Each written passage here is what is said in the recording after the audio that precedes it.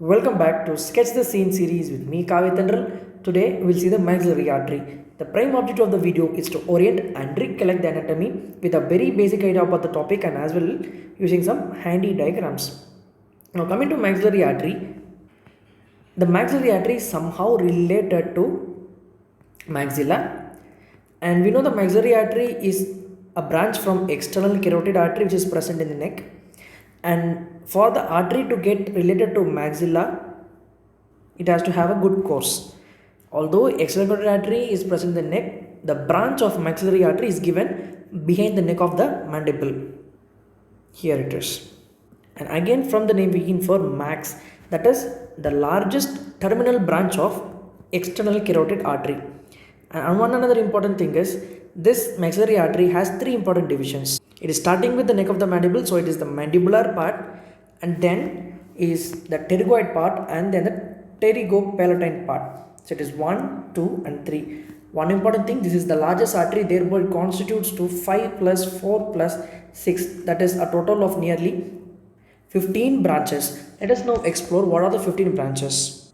To orient it, let us draw a very simple easy diagram. One is, this is the pinna, and this is the head and the neck of the mandible, and this is the temporal bone. Basically, I have constructed the external artery canal over here, and this is the condyle of the mandible. It is relating to the anterior wall of, this is the anterior wall of the external artery canal. This external artery canal is now leading to the tympanic membrane. Here is the tympanic membrane. With this basic idea, let us draw maxillary artery. So let us consider over here is the external carotid artery. At the neck of the mandible, it is going to give the maxillary artery, especially at the lower border of this muscle. If you consider what is that muscle, it is the lateral pterygoid. So here is the external carotid artery. It is going to arise at the neck of the mandible. It will go on the lower border of lower head of this muscle, that is lateral pterygoid muscle. And we have already seen that the part which is present here would be the first part. Now I have completely constructed the diagram. This diagram is basically elongated. I just elongated the face from this to this to make it orient only. Now what we see here is the external carotid artery. It has given the branch of maxillary artery at the neck of the mandible. It runs horizontally forward on this lower border of the lower head of lateral pterygoid. Let us see the first branch. First part branches. This is the first part, that is the mandibular part.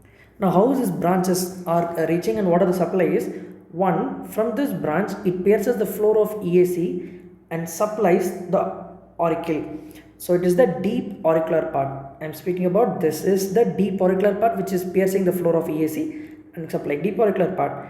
And next is, it has to supply over here also, because it is again going inside and supplying the tympanic membrane. So it is going inside and supplying tympanic membrane, so it is coming anterior to tympanic membrane, so it is the anterior tympanic artery.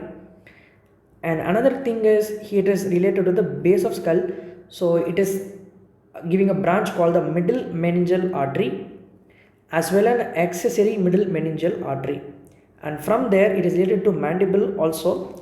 So it is coming down as an artery, and that artery will be, it is coming down, so it is inferior. It is reaching the alveolar part of the mandible, so it is inferior alveolar artery. Let us go through first again. So there is deep auricular artery, anterior tympanic artery, then is the middle meningeal artery, accessory middle meningeal artery, and inferior alveolar artery or inferior dental artery. These are the branches which is coming from this first part of the maxillary artery. The second part is lying on the lower border of pterygoid, and thereby the artery has to give some branch to pterygoid, and thereby they have got two pterygoids, medial and lateral pterygoids, so two branches. That is the pterygoid branches. Done. Next what we have is the masseter muscle over here. Like this it will be running, right? So for that one branch, so masseter branch and pterygoid branch. Then what else we have is the buccinator which is running like this, and again for that here is the buccal artery. At last it is going to give two important arteries, that is deep temporal. It is in temporal area, so the deep temporal To revise on to remember, it is in region of muscles of mastication. To as the muscles of mastication, so the branches: pterygoid branch and buccal branch, masseteric branch, and deep temporal. This deep temporal will go deep to the temporalis muscle. So deep temporal go deep to temporalis muscle, and pterygoid, buccal, masseteric, deep temporal branches are branches from second part of maxillary artery.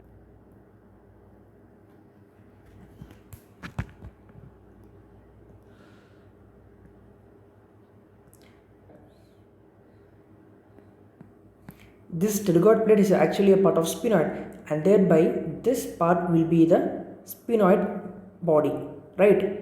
With this basic things around this area, the pterygopalatine fossa, let us reconstruct this again to remember the third part of maxillary artery. This is the detailed view of the pterygopalatine fossa, that is boundary. This is the sphenoid, and this is the orbit. This is the maxilla, the pyramidal process of palate.